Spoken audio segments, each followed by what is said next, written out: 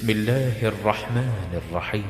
الرحمن علم القرآن، خلق الإنسان علمه البيان. الشمس والقمر بحسبان، والنجم والشجر يسجدان. والسماء رفعها ووضع الميزان، ألا تطغوا في الميزان وأقيموا الوزن بالقسط ولا تخسروا الميزان. والأرض وضعها للأنام، فيها فاكهة والنخل ذات الأكمام، والحب ذو العصف والريحان. فبأي آلاء ربكما تكذبان؟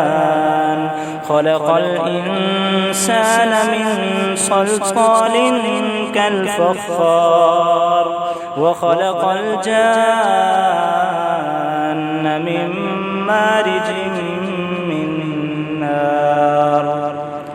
فبأي آلاء ربكما تكذبان؟ رب المشرقين ورب المغربين. فبأي آلاء ربكما تكذبان؟ مرج البحرين يلتقيان، بينهما برزخ لا يبغيان. فبأي آلاء ربكما تكذبان؟ يخرج منهما اللؤلؤ والمرجان. فبأي آلاء ربكما تكذبان؟ وله الجوار المنشآت في البحر كالأعلام. فبأي آلاء ربكما تكذبان؟ كل من عليها فان، ويبقى وجه ربك ذو الجلال والإكرام. فبأي آلاء ربكما تكذبان؟ يسأله من في السماوات والأرض كل يوم هو في شأن. فبأي آلاء ربكما تكذبان؟ سنفرغ لكم أيها الثقلان. فبأي آلاء ربكما تكذبان؟ يا معشر الجن والإنس إن استطعتم أن تنفذوا من أقطار السماوات والأرض فانفذوا، لا تنفذون إلا بسلطان. فبأي آلاء ربكما تكذبان؟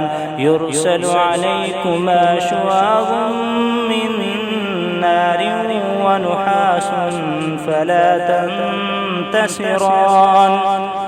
فبأي آلاء ربكما تكذبان؟ فإذا انشقت السماء فكانت وردة كالدهان. فبأي آلاء ربكما تكذبان؟ فيومئذ لا يسأل عن ذنبه إنس ولا جان. فبأي آلاء ربكما تكذبان؟ يعرف المجرمون بسيماهم فيؤخذ بالنواصي والأقدام. فبأي آلاء ربكما تكذبان؟ هذه جهنم التي يكذب بها المجرمون، يطوفون بينها وبين حميم آن. فبأي آلاء ربكما تكذبان ولمن خاف مقام ربه جنتان فبأي آلاء ربكما تكذبان ذواتا أفنان فبأي آلاء ربكما تكذبان فيهما عينان تجريان فبأي آلاء ربكما تكذبان فيهما من كل فاكهة زوجان فبأي آلاء ربكما تكذبان متكئين على فرش بطائنها من استبرق وجنى الجنتين دان فبأي آلاء ربكما تكذبان فيهن قاصرات الطرف لم يطمثهن إنس قبلهم ولا جان فبأي آلاء ربكما تكذبان كأنهن الياقوت والمرجان فبأي آلاء ربكما تكذبان هل جزاء الإحسان إلا الإحسان فبأي آلاء ربكما تكذبان ومن دونهما جنتان فبأي آلاء ربكما تكذبان مدهامتان فبأي آلاء ربكما تكذبان فيهما عينان نضاختان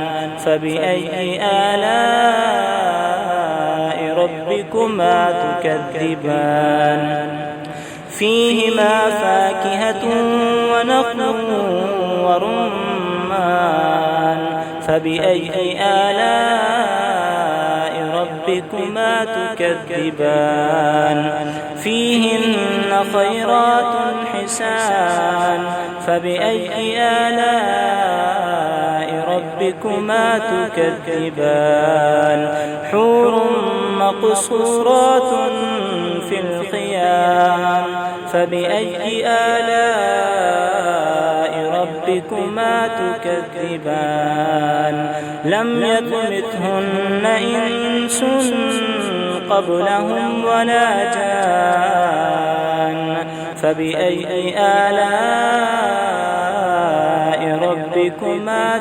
تكذبان متكئين على رفرف خضر وعبقري حسان فبأي آلاء